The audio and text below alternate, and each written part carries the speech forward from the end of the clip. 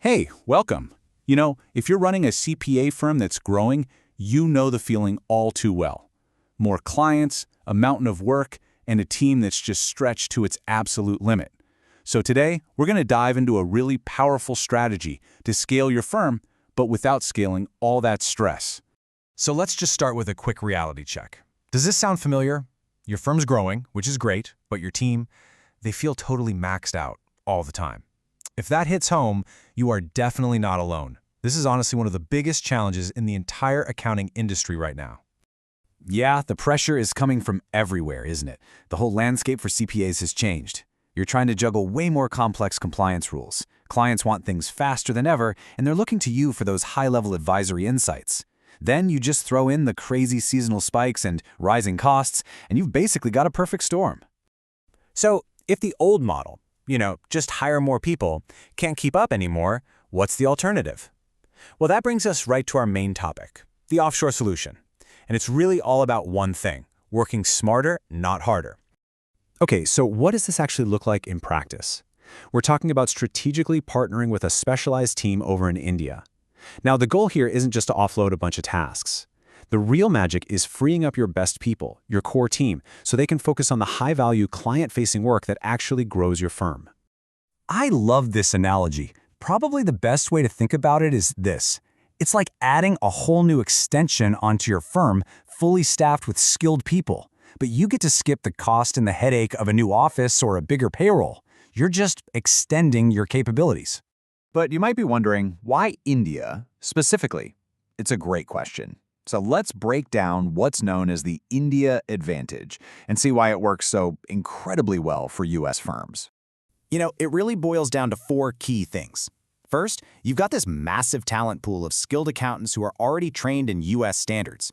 Second, the cost efficiency is significant and you don't have to sacrifice quality. Third, you get this built-in scalability to handle tax season or any busy period. And finally, and this is a big one, the time zone difference becomes a huge productivity boost. Work literally gets done while you sleep.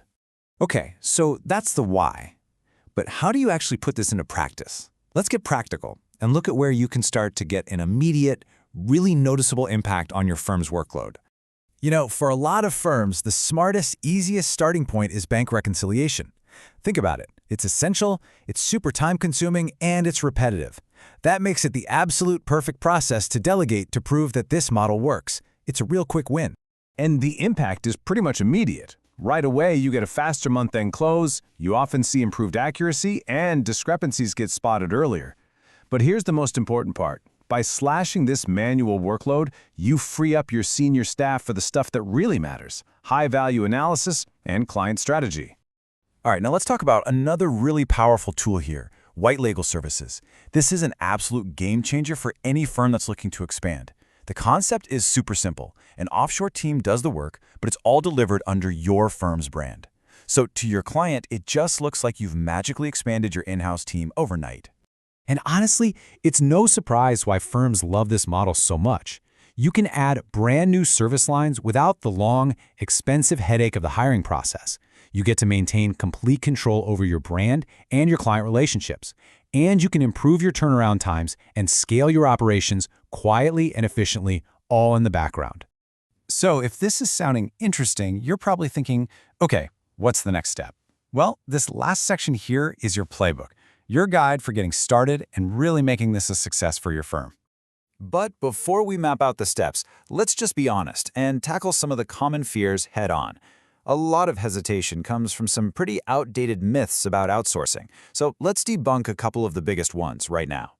So, the biggest myth by far is that outsourcing means losing control. The reality? It's actually the opposite. When you have clear standard operating procedures, or SOPs, and really solid review workflows, you maintain full oversight. In fact, a lot of firms find they gain more control over their processes than they had before. The second big myth is all about accuracy, this fear that the quality is going to drop. But in reality, experienced providers use multi-level quality checks. Their entire business model depends on precision, so they often have even more robust review processes than a busy in-house team can manage. And that can actually improve your overall accuracy. So with those myths out of the way, how do you pick the right partner? You want to focus on these 5 things. First, make sure they have real U.S. accounting expertise. Second, audit their data security standards. This is non-negotiable. Third, test their communication and responsiveness. And then, crucially, dig into their quality control framework and make sure they can scale up with you as your firm grows. And once you have that partner, here's how you make sure it's a smooth ride. The absolute key is to start small. Don't go all in at once. Pick one process, like reconciliations, to start.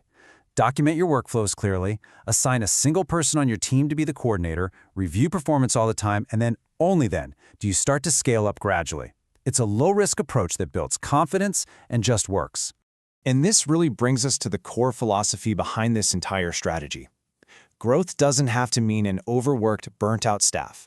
It doesn't have to mean rising overhead and that constant pressure to hire. This is about redesigning your operating model to support your growth, not get crushed by it. So the last question is for you to think about.